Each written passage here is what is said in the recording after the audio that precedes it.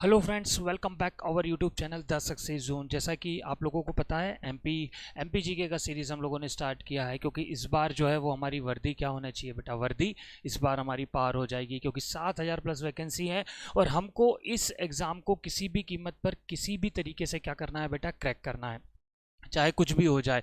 कई सारे विद्यार्थी कई सालों से लगे हुए हैं, कोई 1 साल से लगा है, 2 साल से लगा है। इसलिए मैं आपको सिर्फ वही क्वेश्चंस करवा रहा हूँ जो क्वेश्चन हमें इंपॉर्टेंट हो सकते हैं, जो मेरी नज़र में क्या हो सकते हैं, क्योंकि एग्जाम का पैटर्न क्या है बेटा, कई तरीके से हर रैपिडली क्या होता है, चेंज होता है। इसलिए हम वो क्वेश्चन नहीं करेंगे जो ईजी हैं, या हम वो क्वेश्चन नहीं करेंगे जो आपको अच्छे लगे। हम वो क्वेश्चन करेंगे क्या, जो एग्जाम में आने की हमारी क्या हो सकती है, संभावना हो सकती है। इसलिए दोनों में आपको अंतर समझना क्या है, बहुत ज़रूरी है कि जो आपको अच्छा लग रहा है कि जो वास्तविकता है। जिस दिन आप ये समझ जाओगे उस दिन आपका सिलेक्शन क्या होगा बेटा, बहुत जल्दी हो जाएगा। तो आज हम लगभग 40 क्वेश्चंस को सॉल्व करेंगे और स्टार्ट करते हैं हमारे पहले क्वेश्चन को।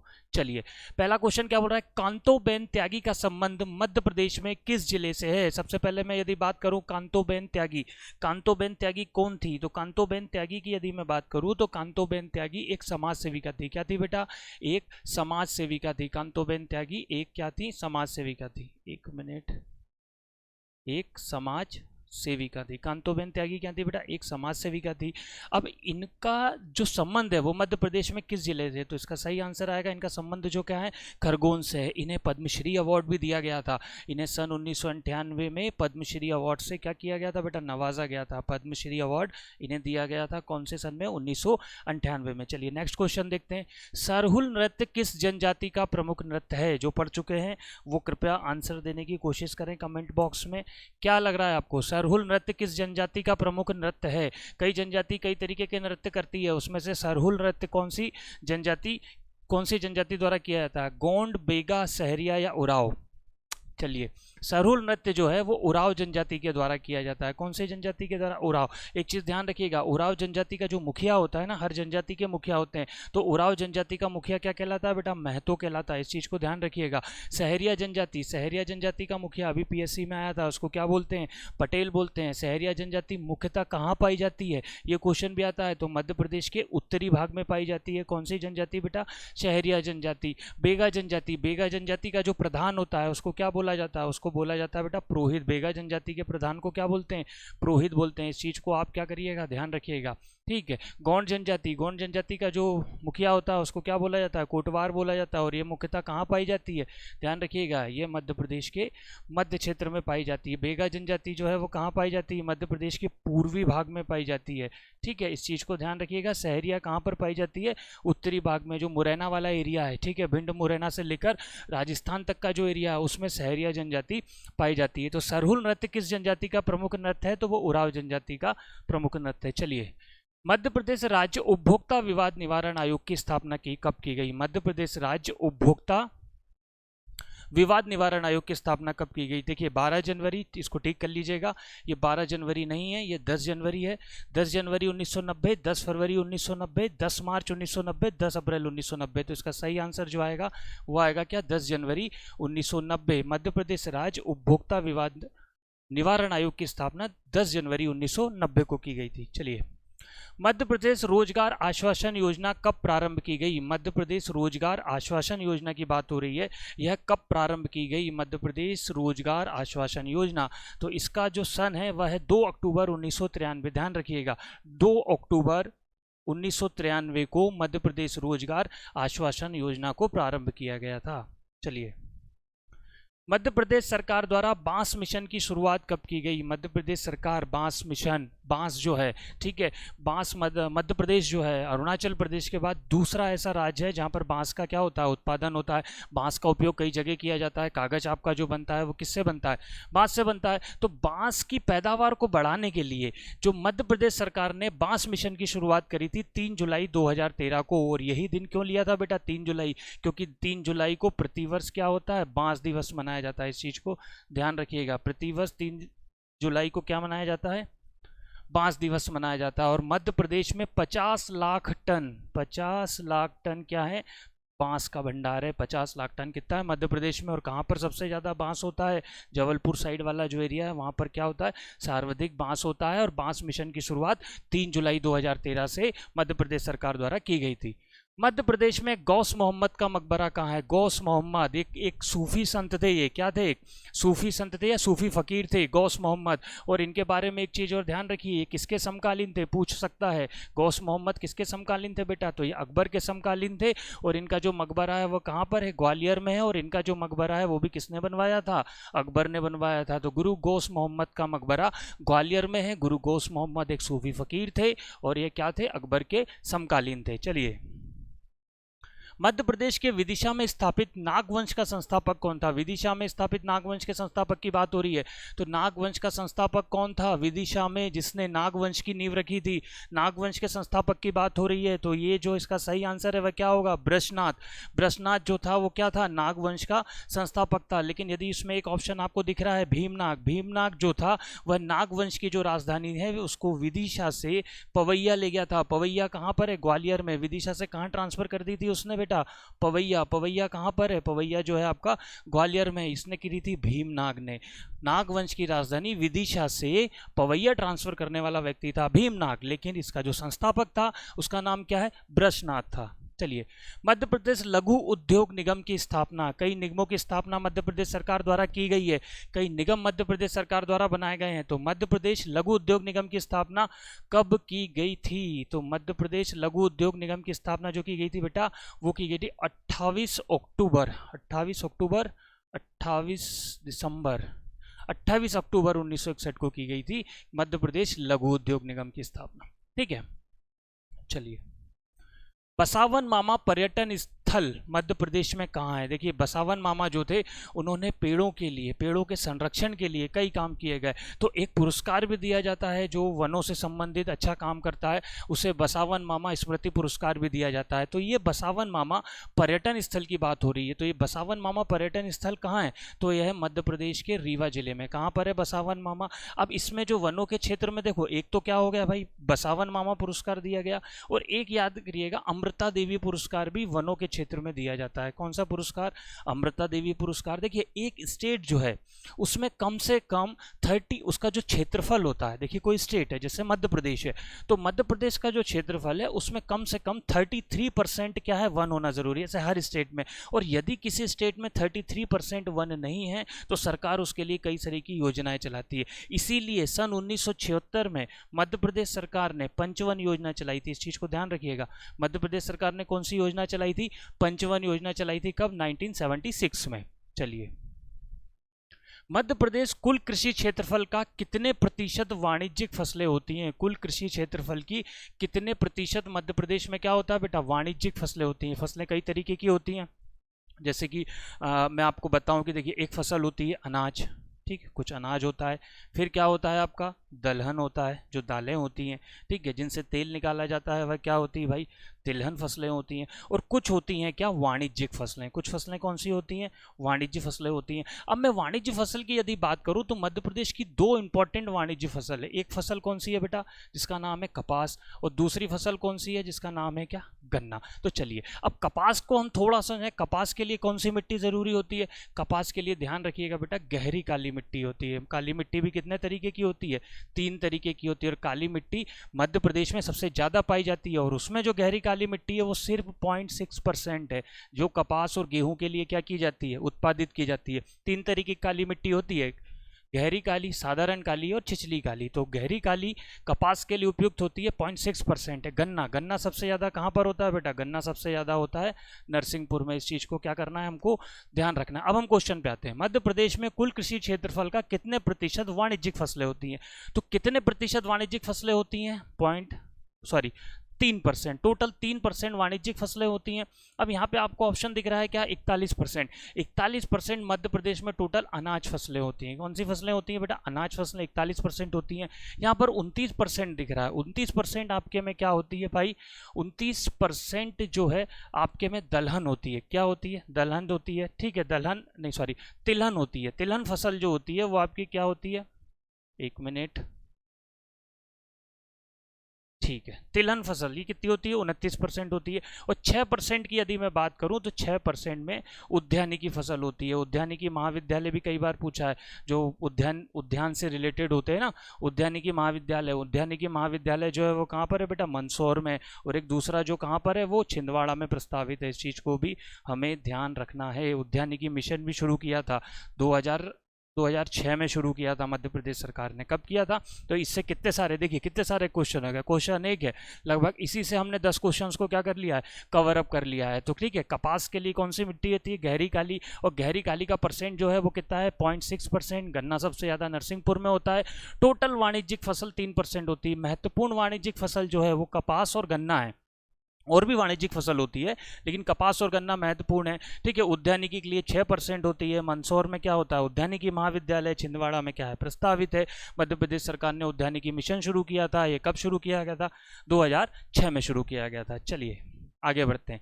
कलगी तुर्रा लोक गायन। कलगी तुर्रा लोक गायन की बात हो रही है। कलगी तुर्रा लोक गायन मध्य प्रदेश के किस क्षेत्र में गाया जाता है? हर जाति, हर जनजाति अपने त्यौहार सेलिब्रेट करती है। कोई नृत्य करती है, कोई चित्रकारी करती है, चित्रकला करती है। उसमें से एक लोक गायन है कलगी तुर्रा। यह किस क्षेत्र में गाया जाता है? तो इसका सही आंसर जो है वह क्या आएगा बेटा? निमाड़। निमाड़ क्षेत्र में जो है वो कलगी तुर्रा गाया जाता है। इस चीज को हमें क्या रखना है? ध्यान रखना है।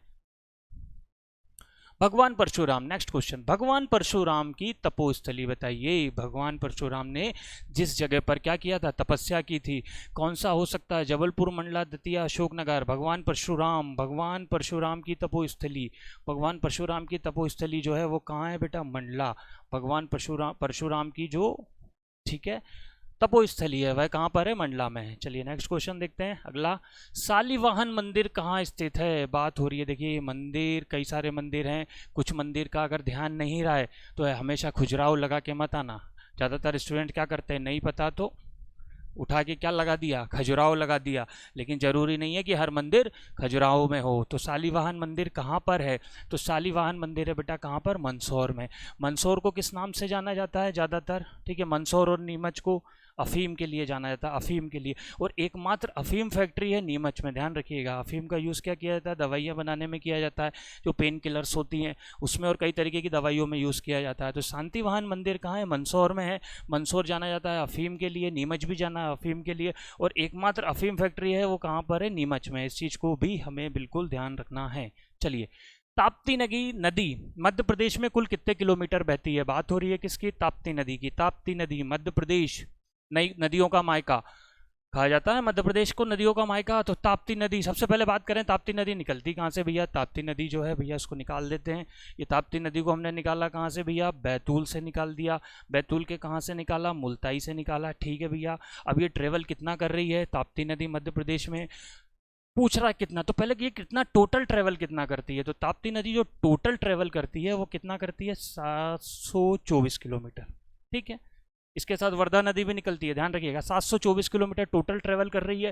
टोटल ट्रेवल करने के बाद ये जाके कहाँ? ठीक है, गुजरात में घुस जाती है। टोटल ट्रेवल करके ये कहाँ घुस जाती है? गुजरात में घुस जाती है। और मध्य प्रदेश की ट्रेवल पूछ रहा है, तो ताप्ती नदी मध्य प्रदेश में ट्रेवल कर रही है 279 किलोमीटर्स। कितना कर रही है? 279 किलोमीटर्स मध्य प्रदेश में ताप्ती नदी क्या कर रही है? ट्रेवल कर रही है। ठीक है, मेरे हिसाब से मुझे लगता है कि समझ में आ गया होगा। चलिए आगे बढ़ते हैं। किस जनजाति के निवास स्थान को ढाना कहा जाता है? कई सारी जनजाति मध्य प्रदेश में, 21% पूरे भारत की क्या रहती है? जनजाति रहती है। कई सारी जनजातियां जो रहती हैं वो मध्य प्रदेश में क्या करती हैं बेटा? निवास करती हैं।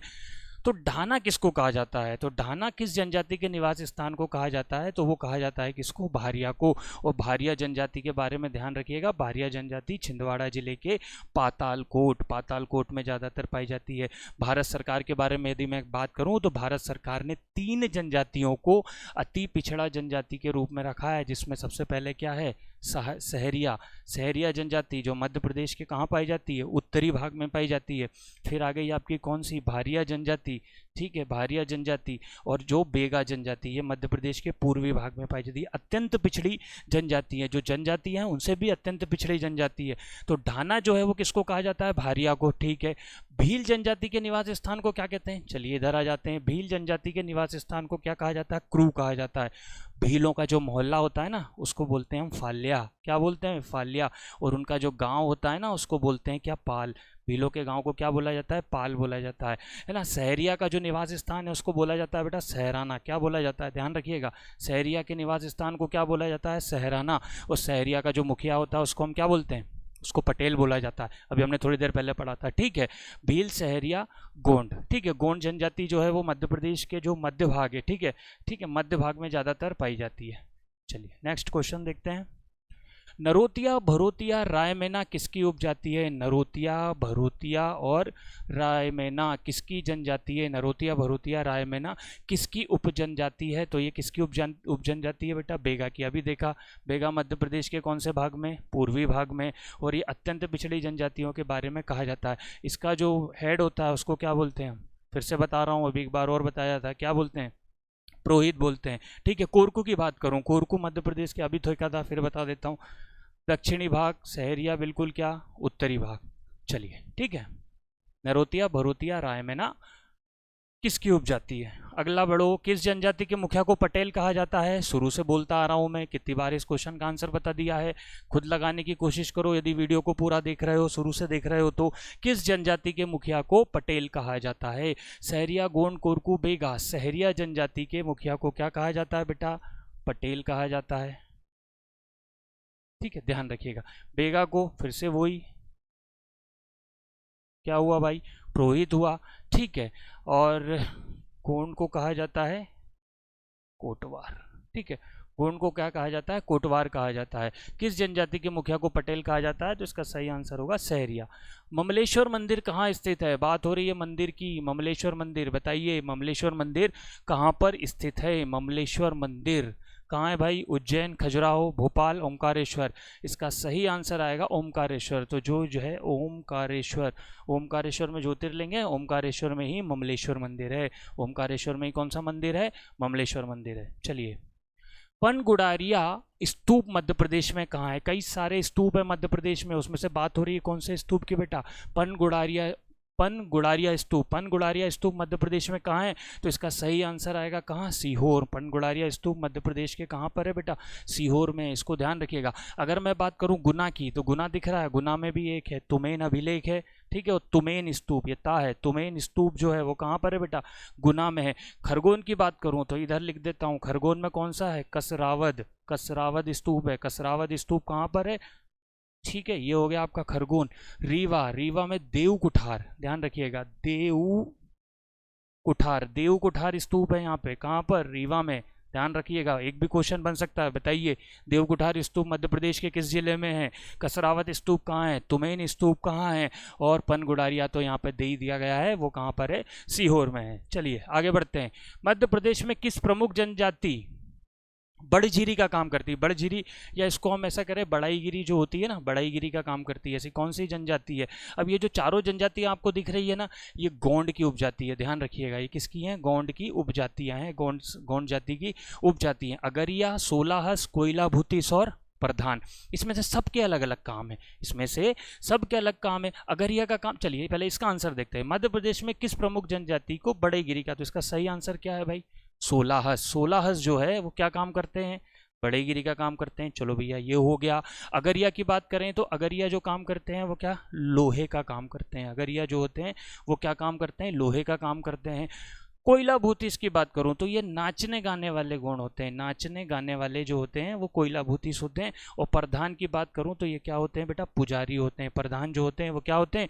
पुजारी होते हैं। मतलब अगरिया जो होते हैं वो लोहे का काम करते हैं। सोलाहस जो होते हैं वो क्या होते हैं? बड़ेगिरी का काम करते हैं। कोयला भूतिस नाचने गाने वाले, और प्रधान जो होते हैं वो क्या काम करते हैं? पुजारी का काम करते हैं। चलिए, उस्ताद आमिर खां का संबंध, उस्ताद आमिर खां, उस्ताद आमिर खां समारोह प्रतिवर्ष कहाँ मनाया जाता है? इंदौर में मनाया जाता है। और ये किस घराने से संबंधित हैं? इंदौर में मनाया जाता है, तो ऑब्वियसली इसका आंसर क्या होगा? इंदौर ही होगा। उस्ताद आमिर खां, ठीक है, इनका जो जन्म था, ये इनका जन्म 1913 में हुआ था, ठीक है, ये चीज़ ध्यान रखिएगा। और ये किस घराने से संबंधित है? इंदौर घराने से।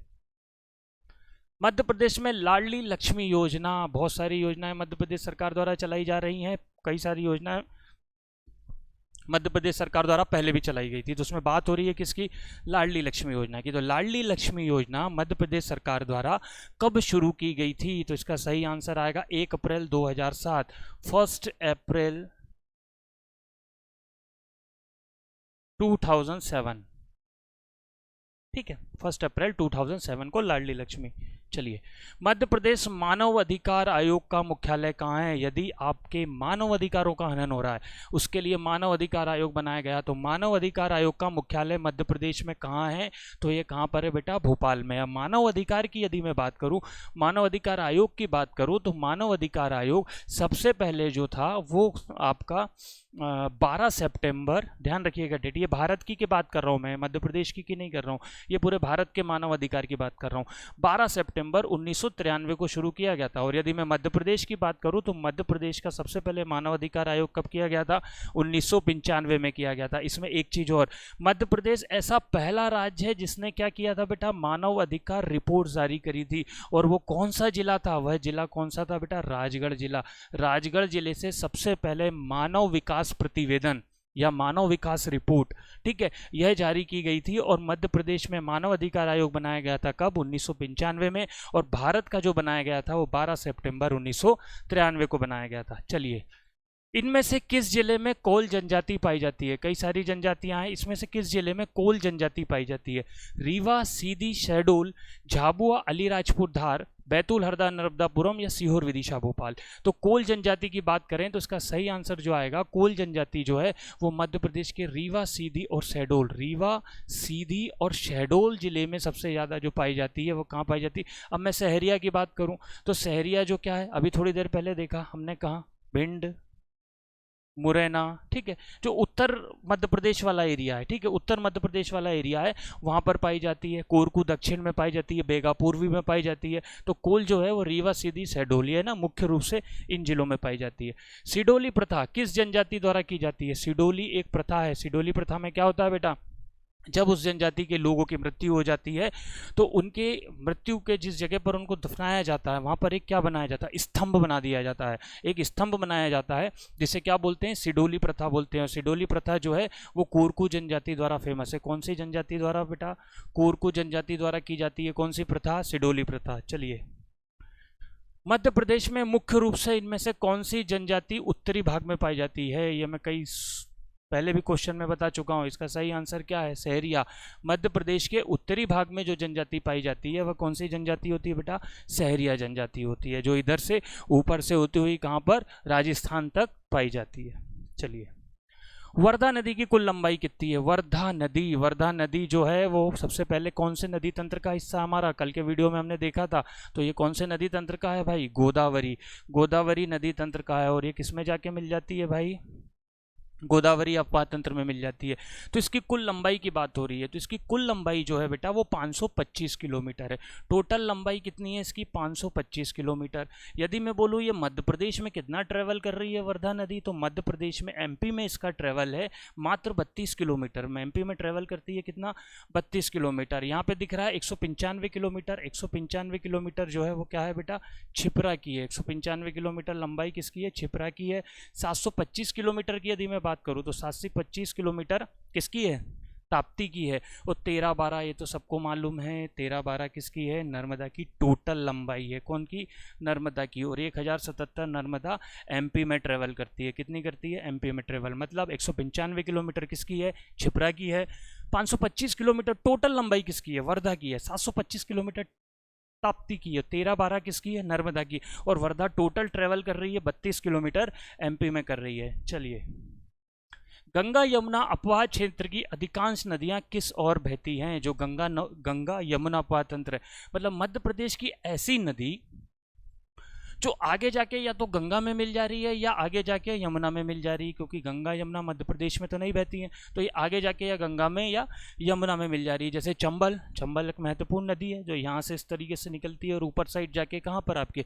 यमुना में मिल जाती है। तो इससे यदि हम सोचें तो गंगा यमुना अपवाह तंत्र की अधिकांश नदियाँ पूर्व की ओर, सवाल ही नहीं उठता। दक्षिण की ओर नीचे तो आएगी नहीं क्योंकि गंगा यमुना ऊपर साइड है। पश्चिम की ओर भी नहीं। तो इसका सही आंसर है उत्तर या उत्तर पूर्व की तरफ बहती हैं। ठीक है, गंगा यमुना अपवाह तंत्र की जो नदियां हैं वो किस तरफ बहती हैं? उत्तर या उत्तर पूर्व की ओर बहती हैं। यदि मैं बात करूं किसकी? गोदावरी की, तो गोदावरी की नदियां किस तरफ बहती हैं? ज्यादातर दक्षिण की ओर बहती हैं। ठीक है, तो गंगा यमुना की उत्तर या उत्तर पूर्व की ओर। चलिए अगला देखते हैं। अरुणिमा योजना का संबंध किससे है? ये योजना, अरुणिमा योजना, एक योजना से संबंधित प्रश्न भी आ सकता है। तो अरुणिमा योजना का संबंध किससे है? जनजाति वर्ग के लोगों की शिक्षा के लिए, जनजाति वर्ग के लोगों के स्वास्थ्य के लिए, जनजाति वर्ग के लोगों के मकान के लिए, या जनजाति वर्ग के लोगों के अनाज के लिए? तो जनजाति वर्ग के लोगों की शिक्षा के लिए मध्य प्रदेश सरकार द्वारा एक योजना शुरू की गई है, जिसका नाम क्या है बेटा? अरुणिमा योजना। इस चीज को हमें क्या रखना है? ध्यान रखना है। जनजाति वर्ग के लोगों की शिक्षा की व्यवस्था करने के लिए अरुणिमा योजना। अगर मैं स्वास्थ्य की बात करूं कि जनजाति वर्ग के स्वास्थ्य के लिए भी एक योजना चलाई गई है, उस योजना का नाम है बेटा शंखनाद योजना। ध्यान से समझ लेना इसको। कौन सी योजना है वो? शंखनाद, जो जनजाति वर्ग के लोगों के स्वास्थ्य के लिए चलाई गई है। चलिए, मड़ीखेड़ा बांध कहाँ स्थित है? कई सारे डैम है, उसमें से एक डैम पूछ रहा है वो मड़ीखेड़ा। मड़ीखेड़ा, मड़ीखेड़ा, इसमें अटल सागर परियोजना भी बोलते हैं। इसको क्या बोलते हैं बेटा? अटल सागर परियोजना। ये कहाँ पर है?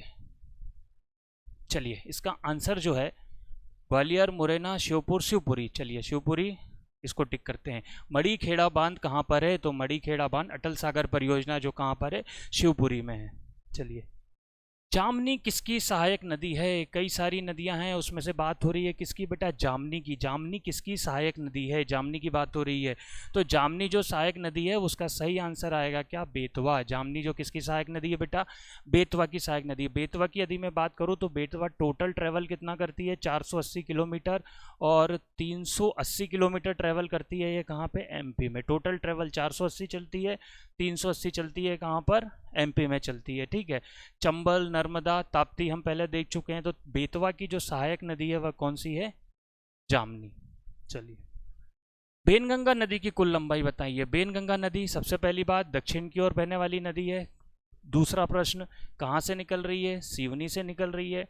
ठीक है, जाके कहाँ मिल रही है भाई? गोदावरी अपवाह तंत्र में मिल रही है। कहाँ पर? गोदावरी अपवाह तंत्र में जाके क्या हो गई भाई? ये चलो, ये मिला दिया हमने इसको गोदावरी अपवाह तंत्र में। इसकी कुल लंबाई बताना है, तो इसकी कुल लंबाई जो है वो बेटा कितनी है? 570 किलोमीटर है। इसकी टोटल लंबाई कितनी है? 570 किलोमीटर है। ऑप्शन में आपको एक दिख रहा होगा 965 किलोमीटर। तो 965 किलोमीटर की यदि मैं बात करूं तो 965 किलोमीटर टोटल चंबल की लंबाई है। कितनी है? ठीक है, टोटल 965 किलोमीटर किसकी लंबाई हो गई भाई? चंबल की। ठीक है, अब मैं बोलूँ चंबल एमपी में कितना ट्रेवल कर रही है, वो भी आपको ऑप्शन में दिया। एमपी में चंबल का ट्रेवल कितना है? एमपी में चंबल का ट्रेवल है बेटा 320 किलोमीटर। ठीक है, तो बेनगंगा टोटल 570 किलोमीटर ट्रेवल कर रही है, चंबल कर रही है 965, और 320 उसका एमपी में ट्रेवल है।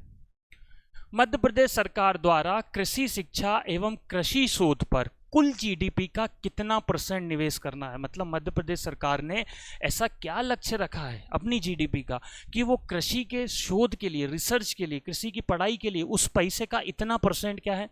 कृषि में लगाएगी। तो सबसे पहले हम देखें जीडीपी। जीडीपी मतलब ग्रॉस डोमेस्टिक प्रोडक्ट, सकल घरेलू उत्पाद। मतलब एक निश्चित वर्ष में, ध्यान से समझिएगा, एक निश्चित वर्ष में उस राज्य की या उस देश की सेवाओं और वस्तुओं का मूल्य। ठीक है, एक निश्चित वर्ष में कोई भी एक ड्यूरेशन ले ली, एक साल की होता है फाइनेंशियल ईयर। उस फाइनेंशियल ईयर में एक साल में उस राज्य की सेवा और वस्तुओं का मूल्य क्या होता है? जीडीपी होता है। यदि मैं जीडीपी की बात करूं, चलिए पहले इसका आंसर बाद में देखेंगे। अगर मैं जीडीपी की तुलना करूं मध्य प्रदेश की, एक क्वेश्चन और बन सकता है। वो क्वेश्चन क्या बनेगा? वो ये क्वेश्चन बन सकता है कि 2022 की जीडीपी मध्य प्रदेश की 2022, ठीक है, और 2023 की जीडीपी, इन दोनों में कितने % की वृद्धि हुई है? तो ये वृद्धि हुई है बेटा 16.43%। मतलब मध्य प्रदेश की जो जीडीपी 2021-22 में रिकॉर्ड की गई थी, वो जीडीपी 2022-23 में 16.43 की वृद्धि हुई है। तो अगर इस जीडीपी की हम बात करें तो 13 लाख, ठीक है, 12,000, ये एक साथ है ना, 821 करोड़, ये हमारे मध्य प्रदेश की टोटल जीडीपी है।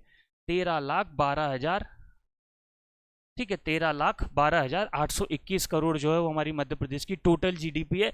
और इसका कितना परसेंट सरकार कृषि के रिसर्च करने के लिए या कृषि के लिए शिक्षा देने के लिए खर्च करेगी, तो इसका 2% लक्ष्य रखा है मध्य प्रदेश सरकार ने टोटल जीडीपी का, जो कृषि, शिक्षा और कृषि के लिए क्या करने वाली है, इन्वेस्ट करने वाली है। चलिए, मध्य प्रदेश में सोयाबीन की खेती कितने हेक्टेयर में होती है? मध्य प्रदेश में सोयाबीन भी, सोया स्टेट बोला जाता है मध्य प्रदेश को, बोला जाता है, तो सोया स्टेट बोला जा रहा है मध्य प्रदेश को। तो सोयाबीन की खेती कितने हेक्टेयर में होती है?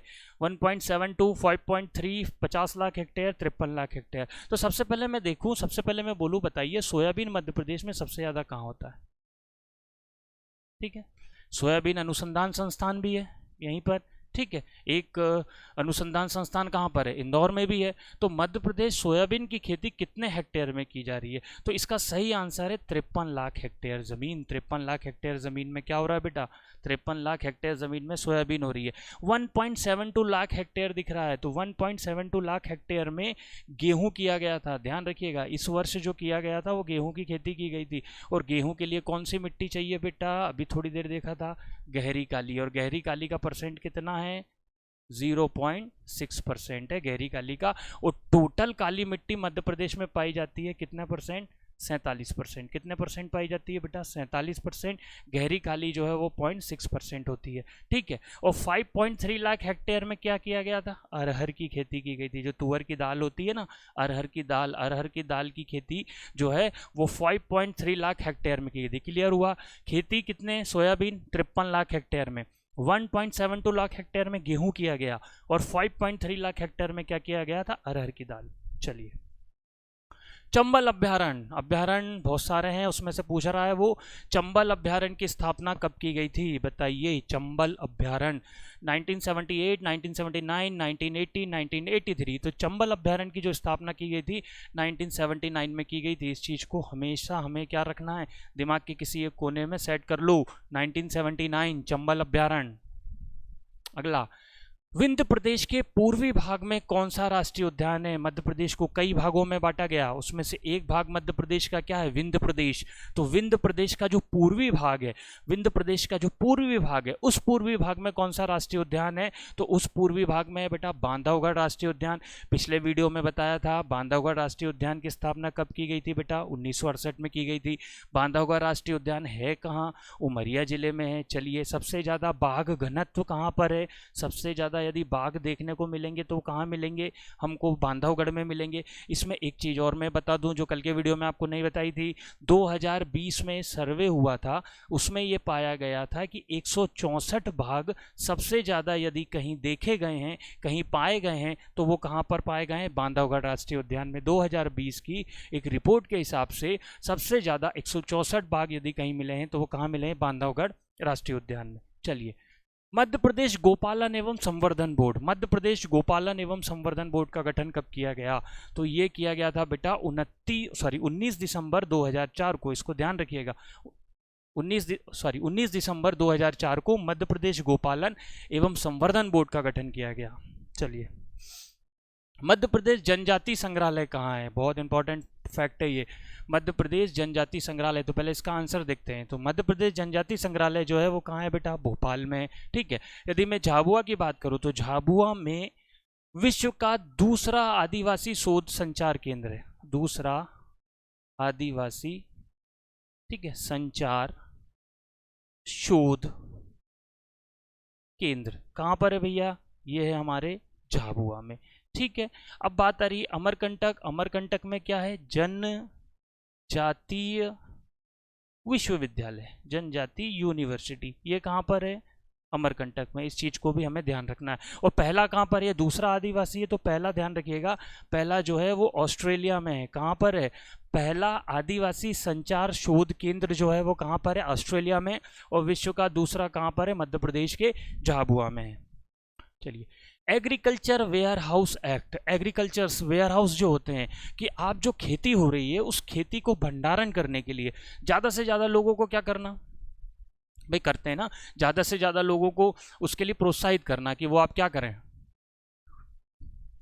वेयर हाउस बनाए, वेयर हाउस बनाएंगे तो क्या होगा, भंडारण होगा, भंडारण होगा तो क्या होगा, हमें फसल की खाद्यान्न की दिक्कत नहीं होगी। तो एग्रीकल्चर वेयर हाउस एक्ट कब बना था, ये बना था भैया आपका एग्रीकल्चर वेयर हाउस एक्ट 30 दिसंबर 1947। तो इसका सही आंसर क्या आएगा भाई, 30 दिसंबर 1947 को एग्रीकल्चर वेयर हाउस एक्ट जो है वो क्या किया गया था, बनाया गया था।